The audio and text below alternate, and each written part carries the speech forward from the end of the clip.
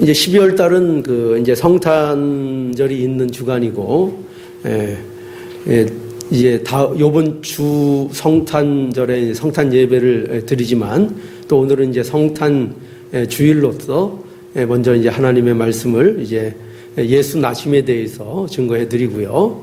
그리고 25일에도 성탄절 감사 예배 때도 역시 예수님의 나심에 대하여 계속 말씀을 증거해 드리겠습니다. 여러분, 어떠세요? 저는 이런 거 잘 안 하는데, 다른 교회들 보면은 처음 시작할 때 서로 옆 사람과 인사 나누세요. 이런 것도 많이 하고, 앞뒤로 인사 나누세요. 이런 얘기들도 많이 해서, 그 서먹한 분위기와 그 예배의 시작을 그런 것으로 이렇게 푸는 것을 제가 좀 많이 봤는데요. 근데 저는 그런 게 참 어색해요.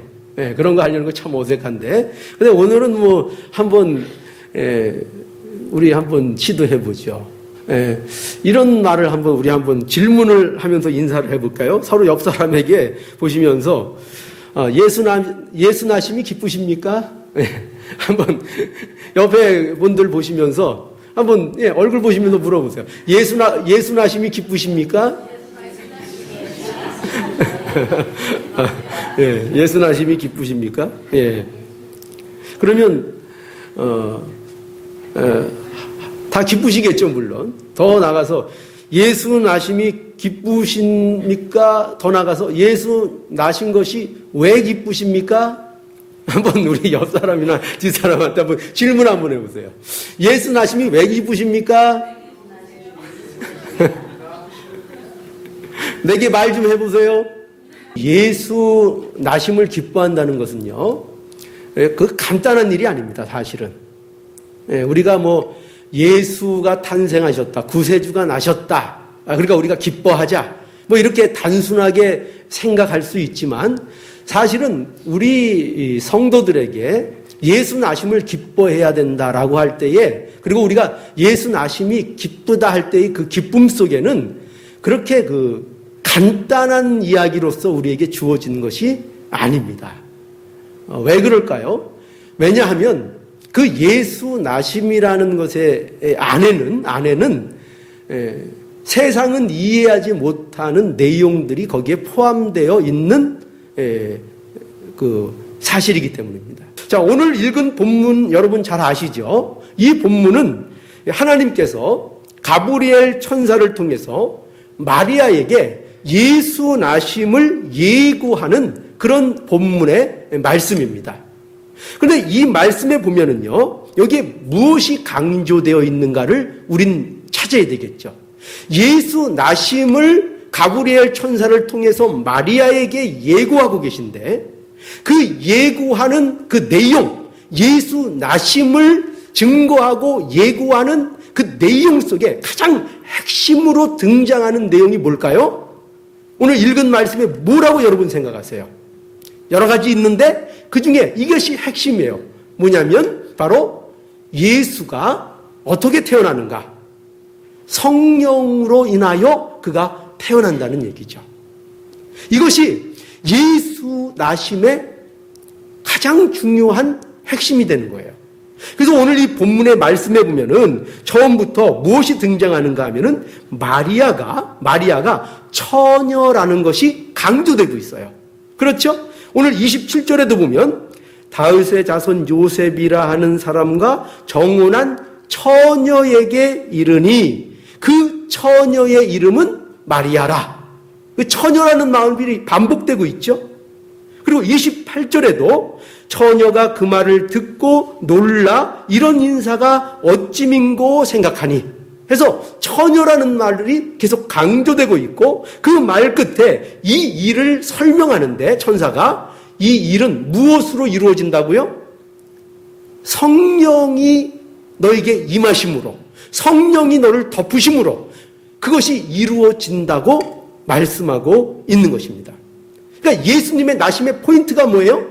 지금 증거하고 있는 바로 동정녀 탄생을 증거하고 있다는 것이죠. 이런 강조는요, 여기뿐만 아니라 여러분 그 마태도 이 사실을 대해서 기록하고 있는데요. 마태복음에 보면은 한번 우리 볼까요? 마태복음 1장으로 한번 이 사건을 이제 마태가 어떻게 기록하고 있는가? 마태복음 1장 18절입니다. 마태복음 1장 18절부터 제가 읽겠습니다. 예수 그리스도의 나심은 이러하니라 라고 이게 시작되죠. 예수 그리스도의 나심은 이러하니라. 그 모친 마리아가 요셉과 정혼하고 동거하기 전에 성령으로 잉태된 것이 나타나더니 그 남편 요셉은 의로운 사람이라 저를 드러내지 아니하고 가만히 끊고자 하여 이 일을 생각할 때에 주의 사자가 현몽하여 가로되 다윗의 자손 요셉아 내 아내 마리아 데려오기를 두려워 말라. 저에게 잉태된 자는 성령으로 된 것이라. 그 요셉에게도 아까 누가복음에서는 누구에게 그 사실이 예고됐었죠? 마리아에게. 마태복음에서는 요셉에게 예고되고 있죠. 같은 사건이 예고되고 있는데 그 예고되는 그 예수 나심의 예고의 핵심으로 등장하는 것, 여기에서도 뭡니까? 계속 강조되고 있는 게 뭐예요? 그 아기가 어떻게 태어난다고요? 바로 성령의 잉태로 처녀의 몸인 동정녀 마리아의 몸으로부터 예수가 탄생하실 것이라 라는 것을 계속 강조해서 그 예고를 하고 있는 것입니다.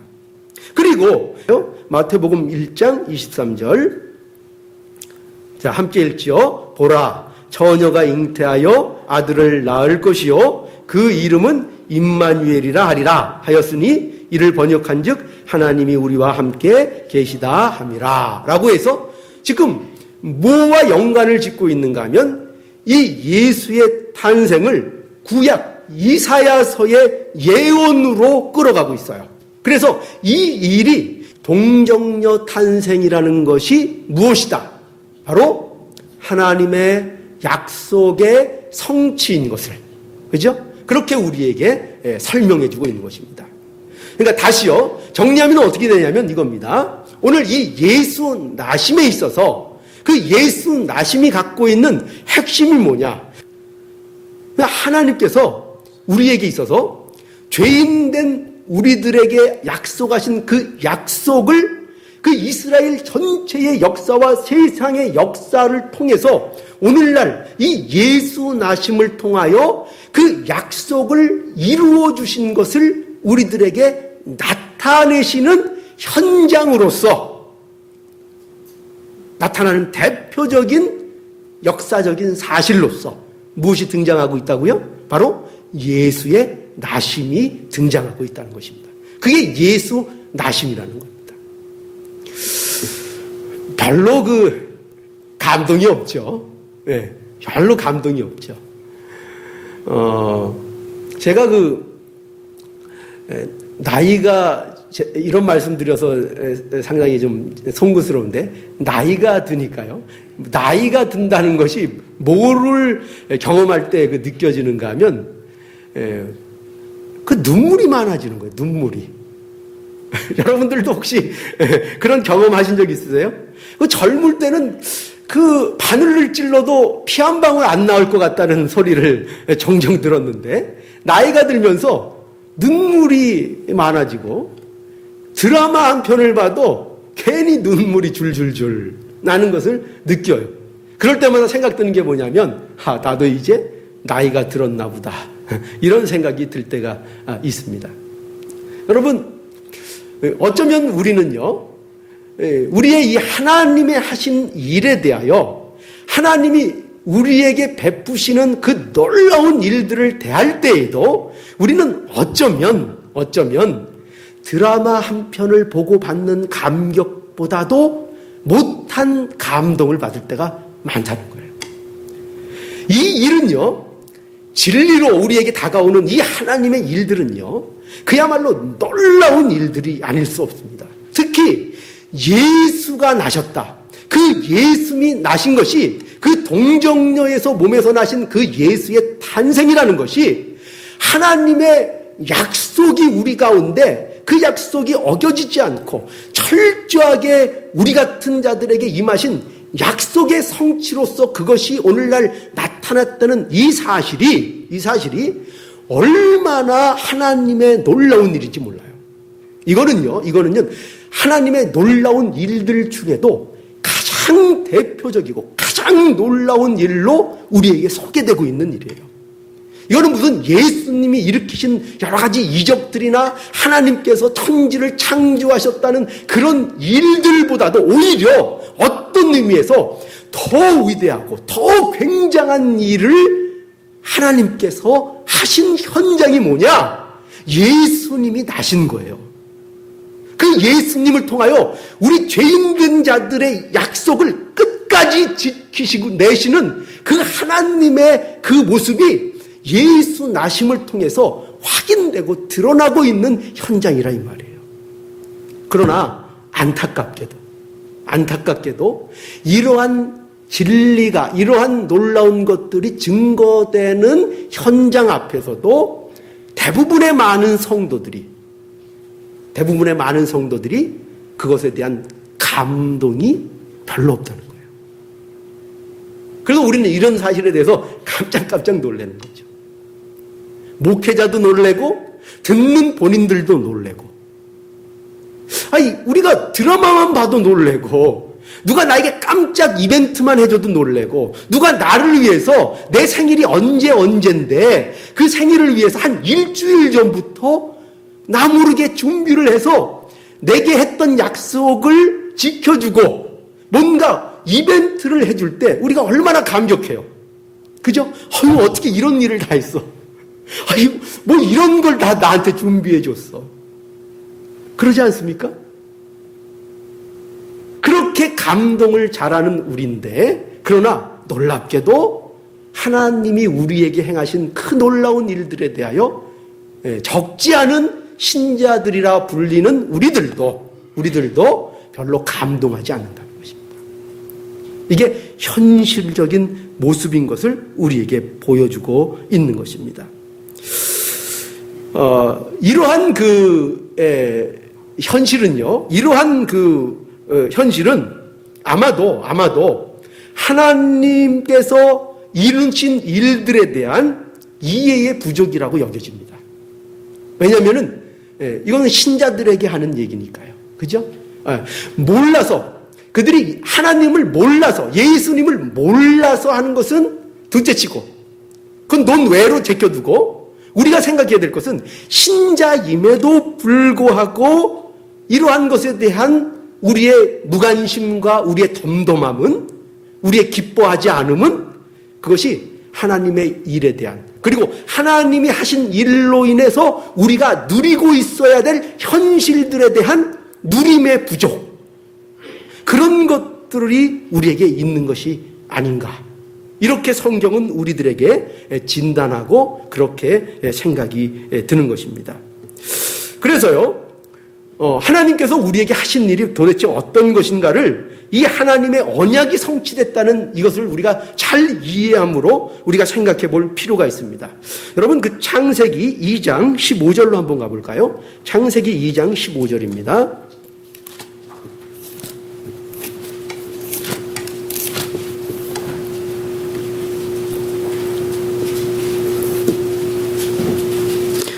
창세기 2장 15절 제가 읽겠습니다.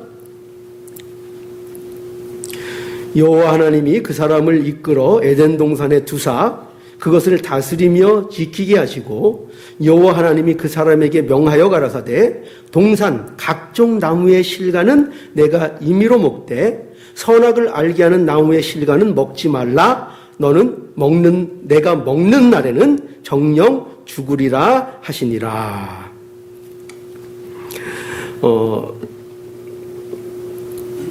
이 창세기 2장 15절부터 17절의 말씀의 내용은요, 여기 보면 하나님께서 에덴 동산을 창설하시고 그 에덴 동산에 이제 아담을 거기에 두셨습니다.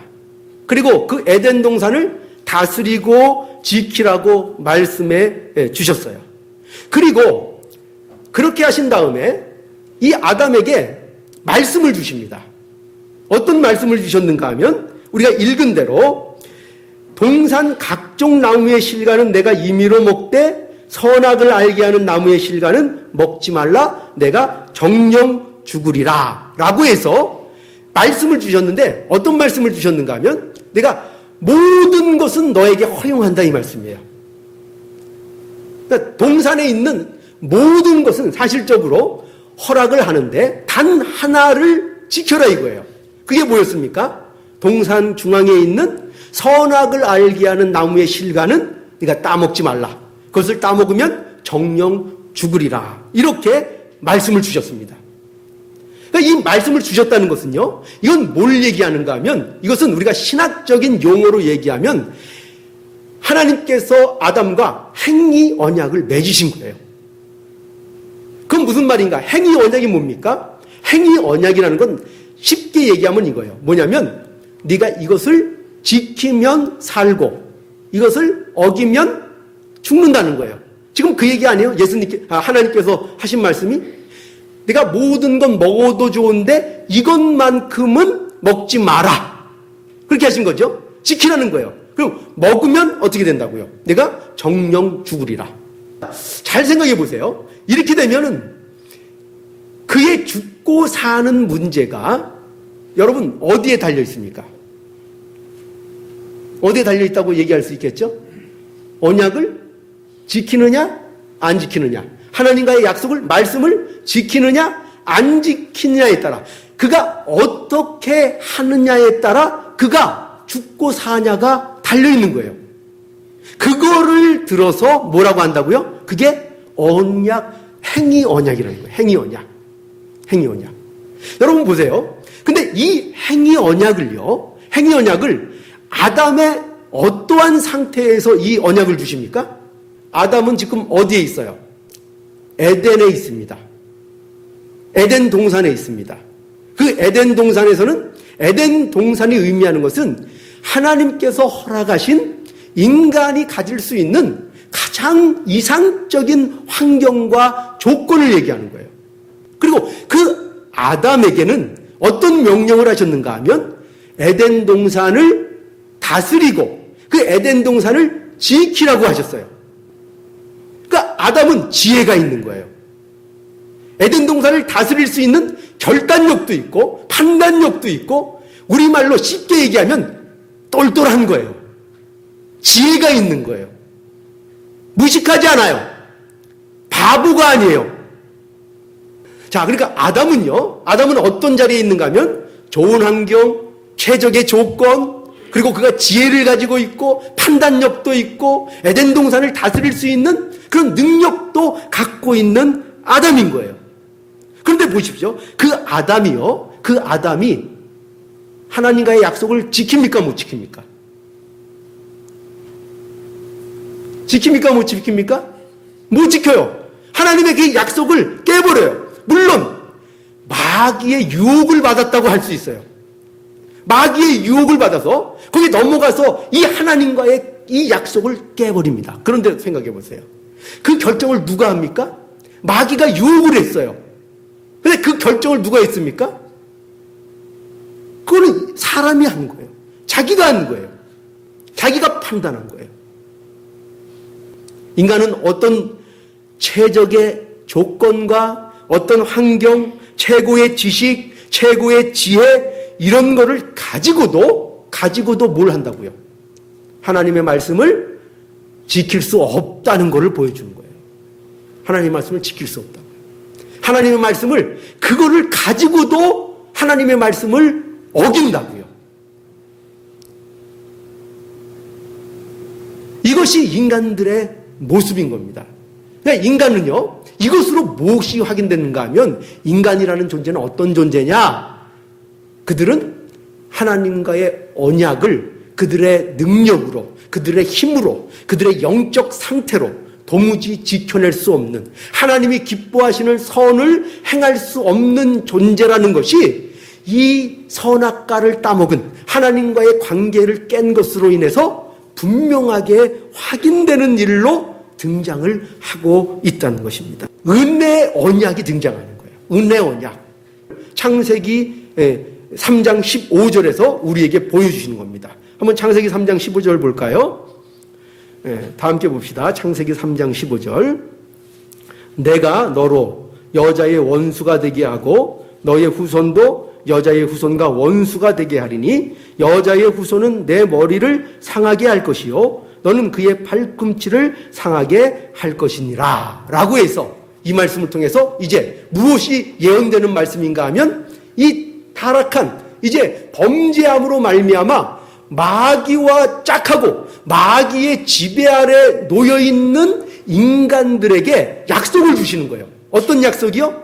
여자의 후손으로 인하여 그 마귀의 권세를 깨트리고 하나님의 은혜를 통하여 그 모든 것을 회복할 그 약속 바로 여자의 후손을 통한 그 여자의 후손이 누굽니까?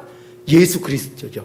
예수 그리스도를 통하여 회복할 것을 약속하는 이 언약이 우리에게 주어지는 것입니다. 그래서 이것을 우리는 은혜 언약이라 이렇게 말씀하는 겁니다.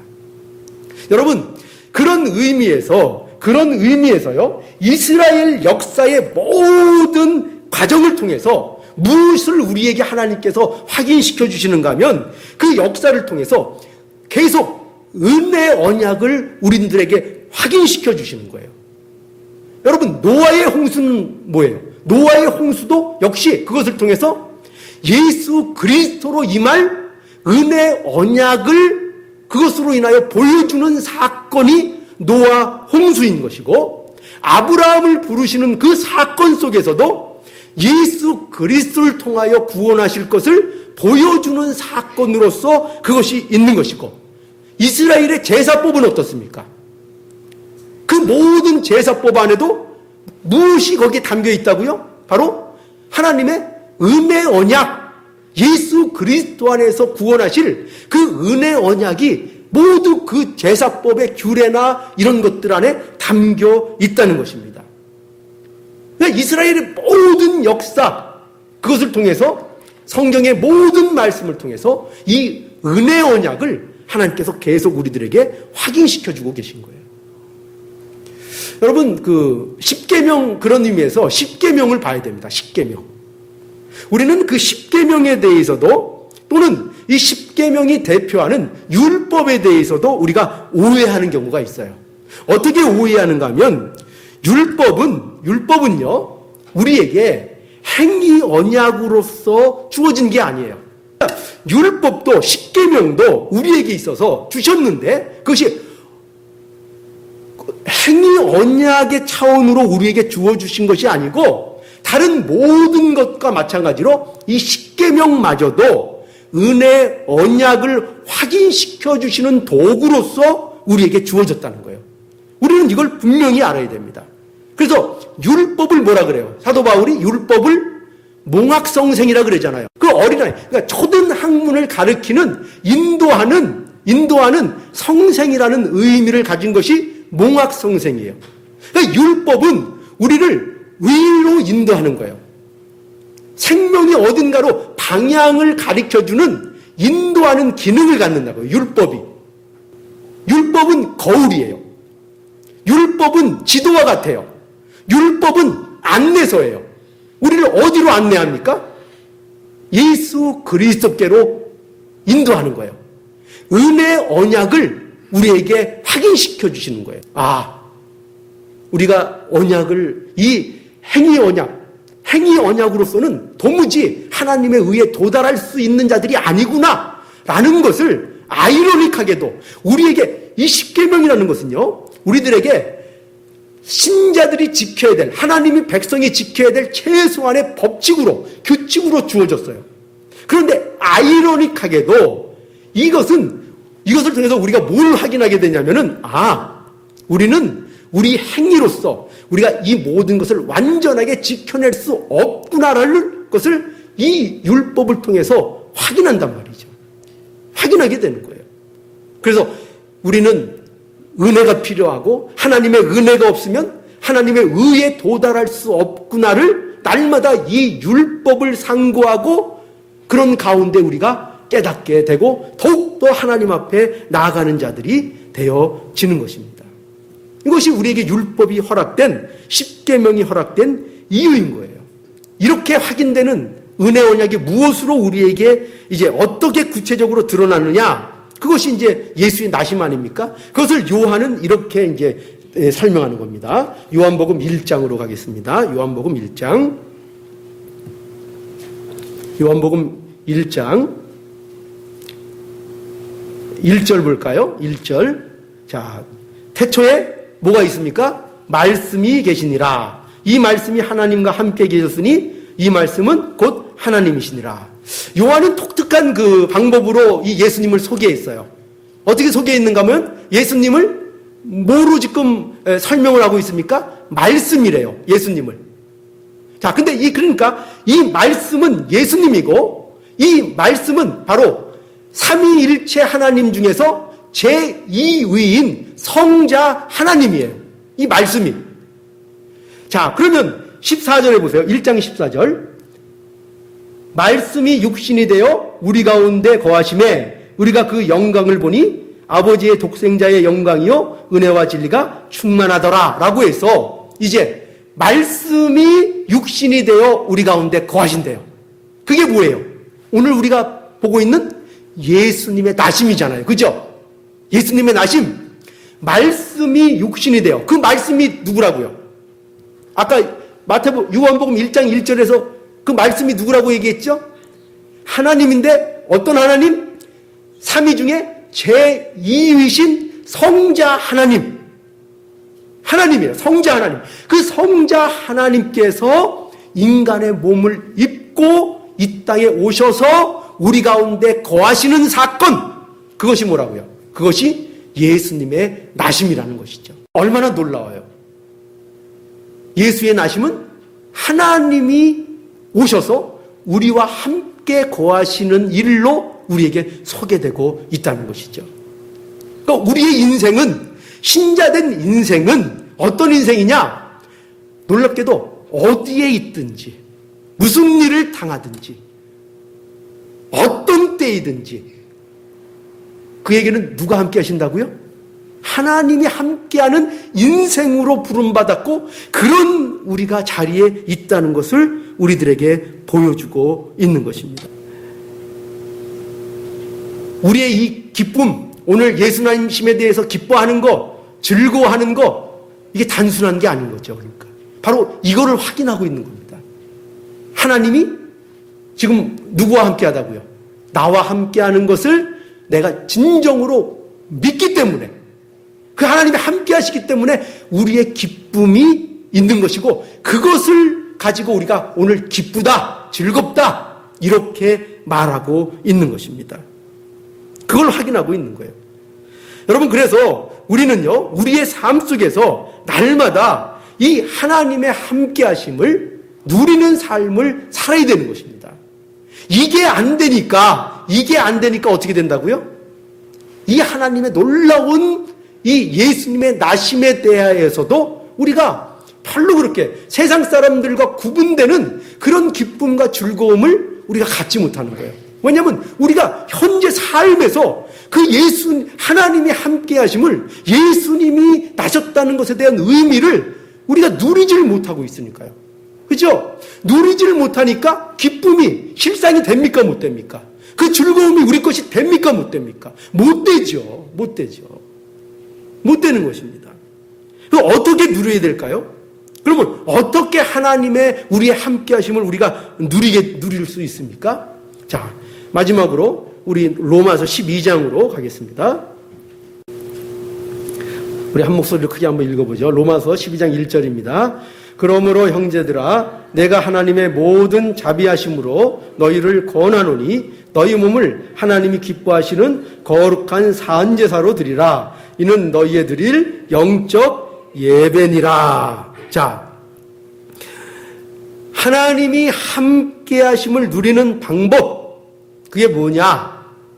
여기 의하면, 로마서 12장 1절에 의하면 몸을 드려야 된다는 거예요. 몸을 드려라. 몸을 드려야 됩니다. 자, 몸을 드린다는 게 뭘까요? 이건 단순한 행동을 의미하는 게 아니고요. 몸을 드린다는 것은 전 인격 인격을 하나님 앞에 드리는 것을 얘기하는 거예요. 그러니까 그의 삶을 통하여 내 인생을 하나님 앞에 드리는 것으로 사는 것이 바로 몸을 드리는 거예요. 그 몸을 드리는 삶, 나의 삶, 순간순간을 하나님 앞에 드리는 실제적인 삶이 그 삶 속에 이루어질 때 그것이 바로 하나님 앞에 몸을 드리는 것이고 하나님과 함께하는 것을 누리는 삶이 그것이 되는 것입니다. 그렇기 때문에 여러분 그날 하루하루 이것을 어떻게 사냐가 우리 신자들에게 있어서는 가장 중요한 우리의 사명이고 책임이 되는 거예요. 우리에게 하나님께서 이거를 원하시는 거예요. 내가 하나님의 함께 하심을 어디에서 누리느냐? 너의 삶에서 누리라는 거예요. 그거로 하나님 앞에 예배를 들고 드리라는 거예요.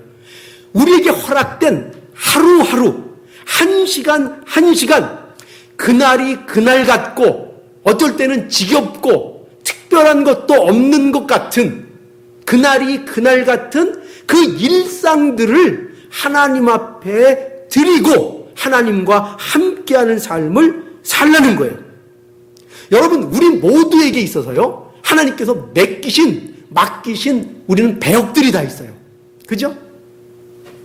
우리는 모든 어떤 역할을 지금 맡고 있어요. 어떤 사람은 아빠의 역할, 엄마의 역할, 아들의 역할, 딸의 역할, 또는 직장에서의 상사의 역할, 또 친구의 역할, 어떤 삶 속에서 내게 하나님께서 주어주신 모든 내가 맡겨진 역할이 있다고요. 우리 영화 같은 거 보면은 배역들이 주어지잖아요. 그죠? 그것처럼 우리 모두에게는 어떤 사람은 주인공의 역할, 어떤 사람은 조연의 역할, 어떤 사람들은 지나가는 행인 1, 동네에서 수다 떠는 아줌마 1, 아줌마 2, 이런 배역들이 다 맡겨져 있단 말이에요. 다 그 배역들이 있는데 하나님이 원하시는 게 뭐냐? 그 배역에, 하나님께서 내게 주신 어떤 배역에 하루하루 충실하게 살아가는 그 모습을 우리에게 원하시고 계신 거예요. 그러니까 하나님과 그 삶 속에서 하나님과 함께하는 그것을 살아내라고 말씀하고 있는 것입니다. 여러분, 세상은요 만만치 않아요. 세상살이는 여러분 살아보니까 만만치 않죠. 그죠? 왜 이렇게 어려운 일은 나한테만 생기는 것 같은지. 그죠? 왜 이렇게 다른 사람들은 좋은 일도 많이 생긴다고 하는데 나한테만 꼭 꼬집어서 이렇게 나쁜 일을 하나님께서 던져주시는 것 같은지. 그런 일들을 우리가 겪고 누구나 그런 마음들이 우리 한구석에 있는 사람들이 많이 있어요. 사는 것은 그처럼 만만한 게 아니에요. 그런데 하나님께서는 그럼에도 불구하고 우리들에게 실망하지 말라는 거예요. 낙담하지 말라는 거예요. 하나님께서는 그런 모든 주어진 배역과 그 상황 속에서 우리가 할 일은 뭐냐? 그 맡겨진 그 일들에 대해서 그저 묵묵하고 충실되게 하나님이 맡겨진 배역을 실족하지 않고 묵묵히 살아내라고 하나님께서는 우리에게 말씀하고 계신 거예요. 하나님께는요 실패가 없어요. 우리에게 어려움이 있다고 해서 하나님이 실패하시느냐? 그런 일은 없어요. 그죠? 내가 실패하고 내가 세상에서 어려움을 겪으면 하나님이 실패하신 것입니까? 그런 일은 없어요. 하나님은 우리의 실패도 사용하시고 우리의 낮아짐도 사용하시고 모든 것들을 이용하시고 사용하셔서 하나님이 계획하시고 원하시는 모든 뜻들을 하나님께서는 반드시 성취하시는 하나님으로 우리에게 오시는 것입니다. 그것이 하나님이세요. 그러니까 우리에게 가장 중요한 건 뭐죠? 우리 배역이 뭐냐가 중요한 게 아니에요. 반드시 세상에는 주인공이 있으면 조연이 있는 것이고, 그리고 우리 신자들의 삶에 있어서는요 세상에 주인공이 되는 게 중요한 게 아니에요. 주인공이 중요한 게 아니에요. 여러 가지 굳은 일을 맡은 조연이고 지나가는 행인이라도 괜찮아요. 지나가다 넘어지고 뒤통수만 나왔다 사라지는 그런 조연이라도 괜찮아요. 그 역할에 충실하면 돼요. 그 역할에 충실하면 하나님께서 그것을 보세요. 네가 세상에서 그렇게 주인공으로 살았냐를 보시는 게 아니라 하나님께서는 내가 맡긴 그 역할에 대해서 얼마나 충실하게 살다가 왔느냐를 하나님께서는 보시고 평가하시는 거예요. 그러니까 우리는 아무 걱정할 필요 없어요. 내 인생이 왜 이 모양입니까? 왜 세상 사람들처럼 저렇게 번듯하게 그렇게 살지 못합니까? 아무 걱정할 필요 없어요. 내게 주어주신 그 배역 하나님 앞에 하루하루 충실되게 살아가 하나님 앞에 가시면 하나님이 잘했다. 잘 견디다가 왔다. 잘 견디다 왔다. 지내고 보니까 짧지? 지내고 보니까 한순간이지? 너희들 살 때는 70년, 80년 굉장히 긴 줄 알았지? 지나고 보니까 찰나지? 잘 견뎠다. 난 그 찰나 동안에 네가 견디지 못할까봐 네가 눈물 짓고 그렇게 나 원망할 때 마음이 너무 쓰렸다. 아팠다. 그러나 그거 포기하지 않고 이 자리까지 온 거 참 잘했다. 내가 맡긴 거 실족하지 않고 산 거 참 잘했다. 하나님 그렇게 평가해 주신다니까요. 그것이 우리에게 주신 이 예수나심이 우리에게 확인하라는 하나님의 복음의 메시지인 것입니다. 이거 확인하라고 예수님이 나신 거예요. 예수님의 나심을 통해서 이거를 우리가 오늘도 확인하고 이것이 확인되면 우리는 기쁜 거예요. 우리는 즐거움이 있는 거예요. 이 기쁨을 우리는 누려야 되고 이 즐거움을 누려야 됩니다. 이거는 만만한 게 아니에요. 우리 성탄절이니 기뻐합시다. 새들 캐롤 울리고 기쁘다 구주 오셨네. 단순히 가볍게 하는 기쁨과 즐거움이 아니에요. 이게 단순합니까? 이 기쁨이 단순합니까? 또는 이 기쁨이 우리에게 어떤 환경적인 것 때문에 우리에게 떠나갈, 우리가 빼앗길 기쁨 같습니까? 그렇게 느껴지십니까? 지금까지 제가 여러분들에게 선포한 이 즐거움과 기쁨이 세상 것으로 사라질 기쁨 같습니까? 그렇게 느껴지셨어요? 그렇게 느껴지셨어요? 만약에 그렇게 느껴졌다면 제가 설교를 잘못한 거죠. 그렇지 않아요. 우리의 이 기쁨과 즐거움은 결단코 사라지지 않는 그 기쁨을 예수 나심이 확인시켜주고 있는 것입니다. 이것을 우리가 늘 우리의 삶 속에 확인하시며 복된 성탄, 참 기쁨과 즐거움이 여러분들에게 있기를 원합니다.